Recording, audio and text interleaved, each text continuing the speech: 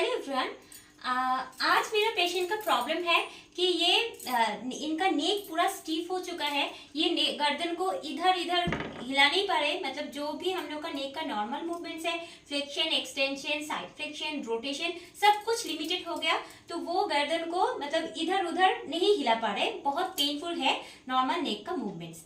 तो आज मैं एक टेक्निक दिखाऊंगी, वो है मूवमेंट विद मैनिपुलेशन टेक्निक। मतलब मैं सर्वाइकल वर्टिब्रा को मैनिपुलेट भी करूंगी एंड साथ ही साथ पेशेंट को कुछ नेक का normal range of motion, normal movements कराऊंगी। ठीक है, तो चलिए वो टेक्निक हम लोग देख लेते हैं। तो नेक का नॉर्मल रेंज ऑफ मोशन को इंक्रीज करने के लिए यहाँ पे C4 एंड C5 वर्टिब्रा को मेनली मैनिपुलेट करना है। तो यहाँ पे मैंने वर्टिब्रास को, सर्वाइकल का जो वर्टिब्रा का जो स्पाइनस प्रोसेस होते हैं, मैंने यहाँ पे थोड़ा सा पेन से ड्रॉ किया हूँ। ठीक है, तो C4 के इस तरफ मैं अपना एक हाथ का थंब को रखूंगी एंड C5 का इस तरफ मैं दूसरे हाथ का थंब को रखूंगी।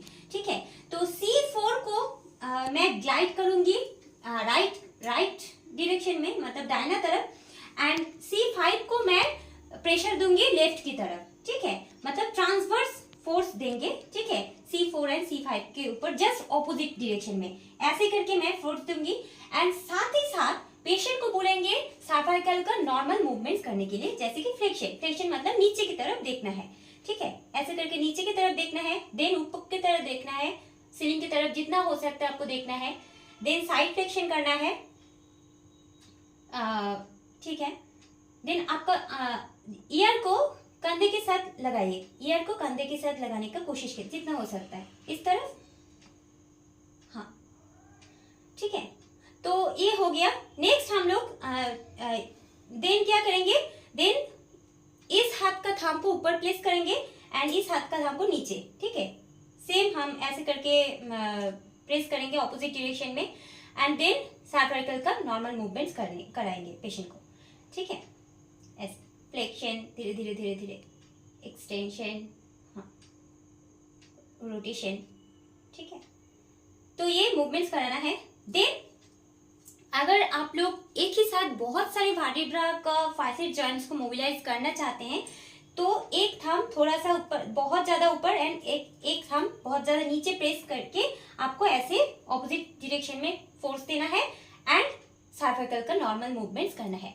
तो ऐसे ऑपोजिट डायरेक्शन में फोर्स देने की वजह से क्या होता है, आप C4 को इधर प्रेस दे रहे हैं एंड C5 को ऑपोजिट डायरेक्शन में फोर्स दे रहे हैं। तो इससे क्या होता है, दोनों के बीच में जो फैसेट जॉइंट्स होते हैं वहां पे उस फैसेट जॉइंट्स में डिस्टेंस बढ़ जाता है। तो डिस्टेंस बढ़ने की वजह से वहां पे ब्लड सर्कुलेशन इंक्रीज करता है, तो न्यूट्रिशन इंक्रीज करता है। तो ऑटोमेटिकली अगर यहाँ पे ब्लड सर्कुलेशन इंक्रीज करेगा तो पेशेंट का पेन भी कम हो जाएगा एंड वहां पे जो मसल स्टिफनेस है वो भी कम हो जाता है। तो ऑटोमेटिक नेक का जो नॉर्मल रेंज ऑफ मोशन है वो बढ़ जाता है।